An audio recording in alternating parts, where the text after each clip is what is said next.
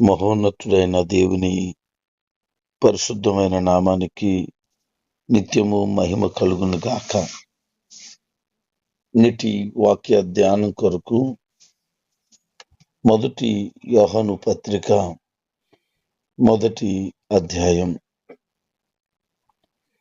ఈ యొక్క పత్రిక రాసిన వ్యక్తి యేసుక్రీస్తు యొక్క అత్యంత దగ్గరగా ఉన్న, సన్నిహితంగా ఉన్న యోహాను. బహుశా ఇది క్రీస్తు శకం 85 నుంచి 95 మధ్య కాలంలో రాసి ఉండవచ్చని పండితుల యొక్క అభిప్రాయం. ఈ లేఖ దేవుని అనుగ్రహం చేత ఆధ్యాత్మికమైన కొత్త జన్మ పొందిన వారందరికీ రాశాడు. అనగా బాప్తిజం తీసుకుని ప్రభు బిడ్డలుగా ఎవరైతే మార్చబడ్డారో వారి కొరకు రాయబడింది.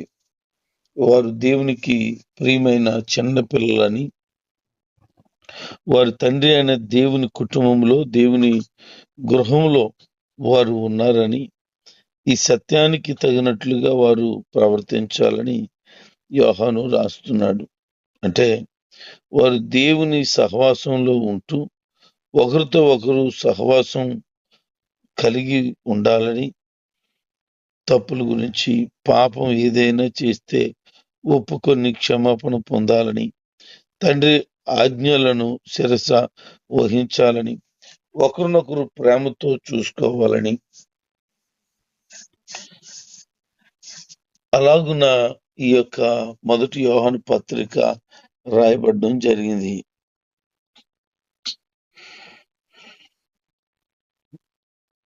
ఈ మొదటి అధ్యాయంలో ఆయన మాట్లాడుతూ దేవుని వాక్యం గురించినటువంటి ఒక ప్రకటన ఉంది. అది ఏంటి అని అంటే, ఆది నుండి ఉన్నదే, కొత్తదేమి కాదు. ఆది యందు మనం ఆదికాండం 1వ అధ్యాయం 1వ వచనం చదివితే ఆది యందు దేవుడు అని మాట రాయబడుతుంది. అంటే ప్రారంభంలోనే దేవుడు ఉన్నాడు, దేవునికి ముందు ఇంకేమీ లేదు. ఇది వాస్తవం.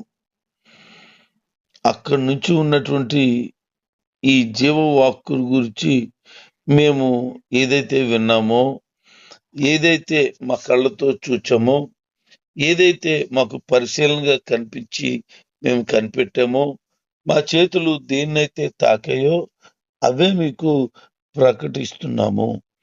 అంటే వీరు స్వయంగా వీటన్నిటిని చూసి తెలుసుకొని వాటిని అనుసరించి వాటిని బహుగా గమనించి మాట్లాడుతున్న మాటలు ఇందులో వ్రాయబడడం జరిగింది. వారు ఏం విన్నారు? యేసుక్రీస్తు గురించిన బోధన విన్నారు. వారు కళ్ళు ఏం చూశాయి? ఆయన చేసిన అద్భుతాలను చూడగలిగాయి. ఏంటి పరిశీలనగా వారు కనిపెట్టింది అంటే, వారి జీవితంలో ఇది జరగదు అనుకునే విషయాలను కూడా దేవుడు అవలీలగా అద్భుతమైన రీతిలో జరిగించేశాడు. అందుకనే ఆ విషయాలన్నీ ప్రస్తావన తెస్తూ మాట్లాడుతూ ఉన్నాడు. ఎవరైనా ఒక మాట చెప్పాలంటే వినలేని విషయాలు చెప్తారు, తెలియని విషయాలు కూడా అబద్ధాలుగా మాట్లాడతారు. కానీ వీళ్ళు అలా కాదు, సత్యాన్నే చెప్తున్నారు.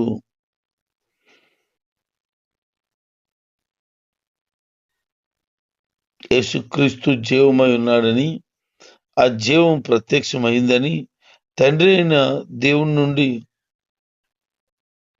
అది మనకి ప్రత్యక్షమైందని, ఆ యొక్క జీవము మనకు నిత్య జీవమును అనుగ్రహిస్తుందని మేము చూశాం, విన్నాం. అదే మీకు ప్రకటిస్తున్నాము. దాన్ని మీకు తెలియచేయటానికి నేను సంతోషిస్తున్నాను. ఎందుకు? యేసుక్రీస్తుతో పాటు ఉన్నారు వాళ్ళు 3.5 సంవత్సరాలు. అందులో యోహాను ఉన్నాడు. ఎన్నో భయంకరమైనటువంటి పరిస్థితులు తన జీవితంలో ఎదుర్కోవాల్సి వచ్చింది. అయినా యేసయ్య కోసం వారు తమ ప్రాణాలు కూడా లెక్క చేయలేదు. అంత గొప్ప త్యాగమూర్తులుగా ఉన్నారు. అందులో ఈ యొక్క యోహాను ఒకరు. ఈ యోహాను గురించి మనం మాట్లాడుకోవాలి అనంటే, ఆయన జీవితంలో భయంకరమైనటువంటి తిరుగుబాట్లు వచ్చాయి. ఆయన ప్రభు కొరకు నిలబడ్డాడు. మన జీవితంలో కూడా అనేకమైన వ్యతిరేకతలు వస్తాయి, శోధనకరమైన పరిస్థితులు సంభవిస్తాయి. అయినా సరే మన విశ్వాసం ఏమాత్రం సన్నగిల్లటానికి వీలు లేదు. విశ్వాసాన్ని బలపరుచుకోగలిగితే ఘనమైన కార్యాలు మన జీవితం ద్వారా దేవుడు జరిగిస్తాడు అని చెప్పడానికే ఈ అధ్యాయం రుజువైపోయింది. మేము ఎవరితో సహవాసం చేశామో ఆయనతో మీరు కూడా సహవాసం కలిగి ఉండాలని, మేము ఏదైతే చూచి విని ఉన్నామో దాన్ని మీకు తెలియచేస్తామని. మన సహవాసం ఎలా ఉండాలంటే అది తండ్రితోనూ కుమారుడైన యేసుక్రీస్తుతోనూ ఉండి అది మనకి సంతోషం ఇచ్చేదిగా, ఆ సంతోషం కూడా పరిపక్వమై మేము కలిగి ఉన్నాము. అంతటి సంతోషాన్ని మేము కలిగి ఉన్నాము. ఆ సంతోషంలో మీరు కూడా పాలుభాగస్తులు అవ్వాలనేది మా ఉద్దేశం అని చెప్తున్నారు. నేను ఒక దైవ సేవకుడిని కలిశాను. వారితో మాట్లాడుతుండగా ఆయన అంటాడు, నేను వాక్యం ప్రకటించడంలో కలిగిన సంతోషం కంటే ఇతరులతో నేను పంచుకుంటున్నప్పుడు కలిగిన సంతోషం కంటే పర్సనల్గా నేను చదువుతుంటుండగా ఆయన వాగ్దానాలను నేను ధ్యానం చేస్తుండగా నా హృదయం ఎంతో ఉప్పొంగి గంతులు వేస్తుంది అని. ఎందుకు ఆ మాట అంటే, తన హృదయాన్ని దేవునికి అప్పగించి దాన్ని చదవడంలో, ఆ వాక్యము ధ్యానించడంలో అందులో ఉన్న మాధుర్యం అర్థమై చదివినప్పుడు నవ్వుకుంటాడట, కొన్నిసార్లు ఆశ్చర్యపడతాడట, కొన్నిసార్లు ఏడుస్తాడట. అంటే వాక్యంలో ఎప్పుడో జరిగిపోయిన విషయాలని చాలా మంది భావిస్తారు. కాదు కాదు కాదు మనము మన ఆత్మీయ జీవితాన్ని మేల్కొల్పుకుంటూ విశ్వాసంలో స్థిరమైన వారిగా జీవిస్తూ ఉండాలనేదే దేవుని ఉద్దేశం.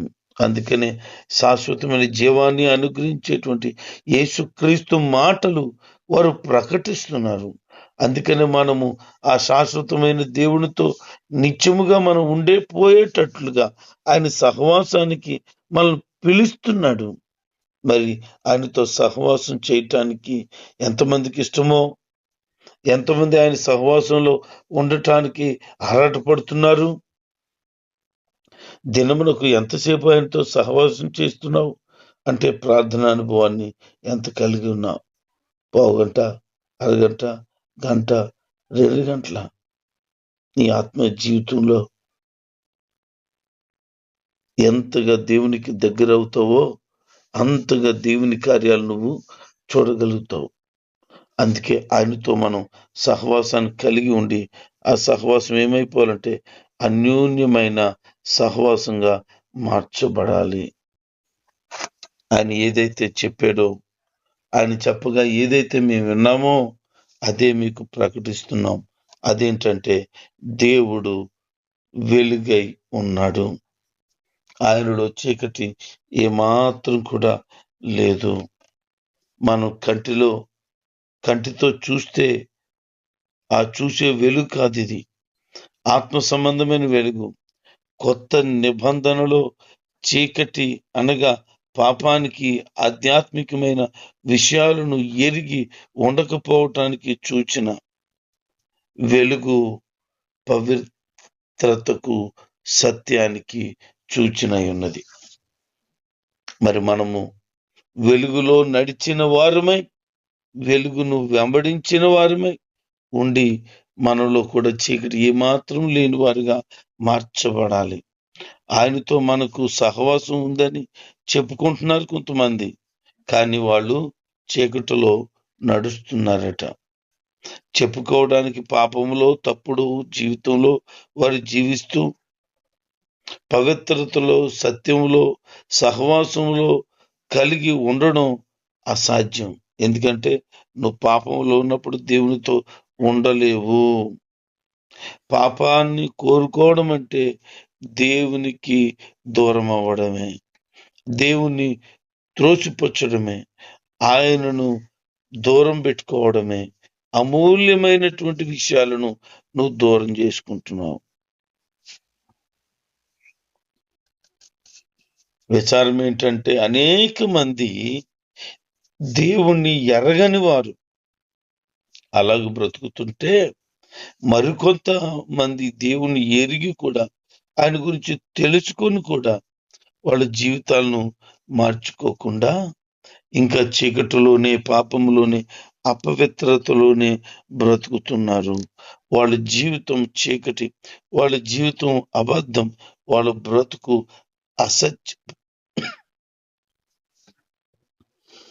అందుకని నేను దేవునితో నడుస్తున్నానని చెప్పుకొని పాపాన్ని విడిచిపెట్టకుండా ఉంటే వారు దేవునితో సంబంధం లేని వారు. ఈ మాటలు నీ కొరకే. దేవుని వెంబడిస్తున్నావు, ఇంకా నీలో కోపం పోలేదు, ద్వేషం పోలేదు, అసూయ పోలేదు, మత్సరం పోలేదు, ఇంకా ఇలా ఎన్నో పరిశుద్ధుడిగా పరిశుద్ధురాలుగా ఉండాలని దైవజనుడు ఆలోచన చేసి సేవలో ముందుకు సాగుట కొరకు సంసిద్ధపరిస్తే ఒక చిన్న విషయంలో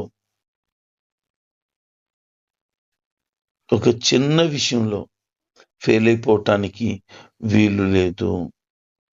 దేవుని వెంబడించి దేవుని కొరకు బ్రతికే వారమై ఆత్మ సంబంధముగా కట్టబడుతూ ఆయనలో సాగిపోతూ ఉంటుండగా ఆయనకి మనకి మధ్యలో వస్తున్నటువంటి పాపపు క్రియలను దూరం పెట్టుకోవలసిన వారముగా ఉన్నాం. చాలా మంది పాపంలోనే బ్రతుకుతున్నారు. పందికి బురదంటే చాలా ఇష్టం. కొద్దిమందికి పాపపు బురదంటే చాలా ఇష్టం. అది కొంపు కదా, దుర్వాసన కొడుతుంది కదా, ప్రజలు ఎవరు దగ్గరికి రారు కదా, చివరికి ఒంటరి జీవితం అనుభవించవలసి వస్తుంది కదా. ఆ భయంకరమైన పరిస్థితిలో నువ్వు ఉండటానికి గల కారణం ఒక్క పాపమే. ఆ పాపమును, ఆ చెడ్డ క్రియలను విడిచిపెట్టు.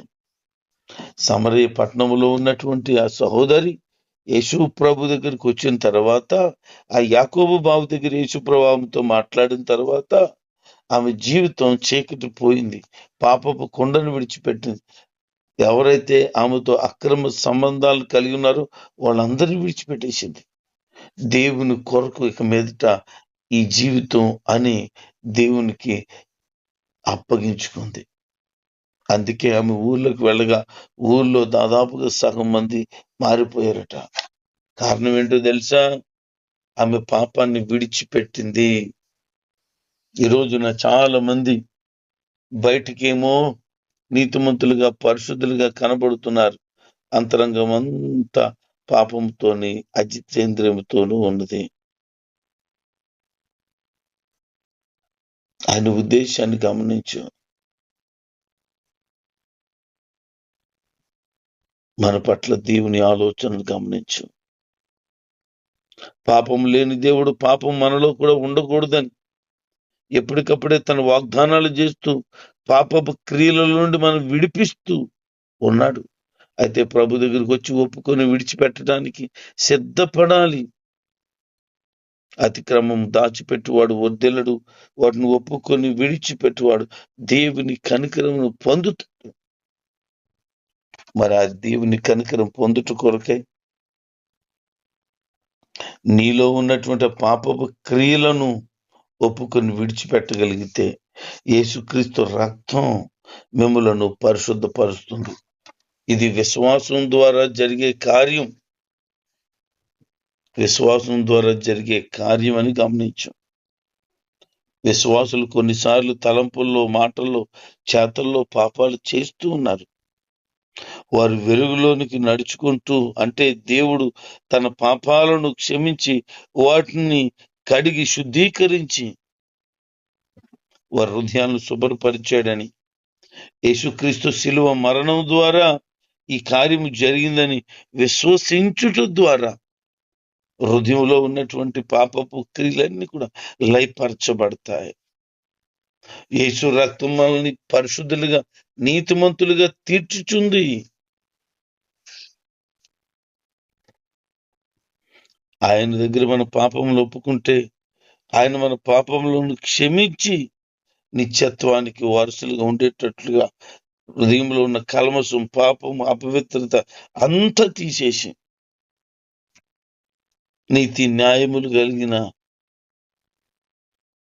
దైవరాజ్యం స్థాపించబడేటట్లుగా అందరూ కూడా పాపమును ఒప్పుకొని విడిచిపెట్టి ఆయన ఎదుటకు రావాల్సిన వారిగా ఉన్నాం. కొంతమంది నేను ఏ పాపం చేయలేదని అనుకుంటూ వాళ్ళే అబద్ధంలోనికి నడిపించుకుంటున్నారు.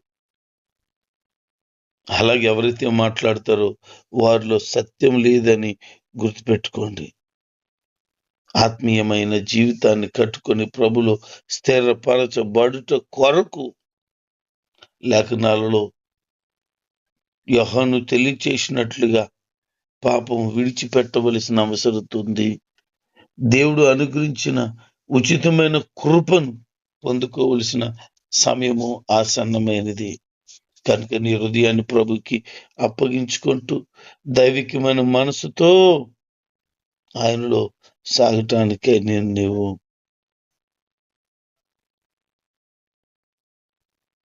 సిద్ధపరచుకో. ప్రభు వస్తున్నాడు. నీ పాపం, నీ అపవిత్రత, నీ చెడుతనం, దేవునికి నచ్చని క్రియలను విడిచి ప్రభు మార్గంలో సాగుతూ ఒక నమ్మకమైన వ్యక్తిగా నువ్వు ఉండగలిగితే అనేక మందికి దీవెనకరంగా మార్చబడతావు. నీలో పాపం లేదని అనుకోకు. నీలో పాపం ఉందని ఆ పాపమును ఒప్పుకొని విడిచిపెట్టి దేవునికి నమ్మకమైన సాక్షులుగా జీవించండి. దేవుడి కొద్ది మాటలు మనం వినిపించి దీవించి మన సర్వసత్యంలో నడిపించును గాక. ఆమేన్.